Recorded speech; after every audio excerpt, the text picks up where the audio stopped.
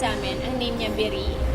Actually, maganda siya. Madami siyang rock formations. Tapos, ang kwento nila dun sa place na yon, enchanted siya. Parang a long time ago, merong babae. Ang name niya si Berbenota.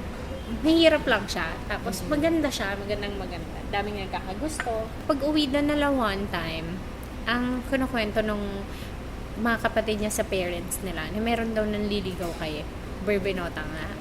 One day, inask na ni Guy si Berbenota na magpakasal. Sabi, pumunta ka sa bahay. Ang kondisyon daw nung lalaki, sige, pupunta ako sa bahay nyo, pero walang magsisindi ng kahit anong ilaw. So, natakot yung family nung nandun yung lalaki. Nagsindi sila ng candle. Tapos, pag sindi nila ng candle, wala na si Berbenota. Tapos, hindi na siya nahanap ever.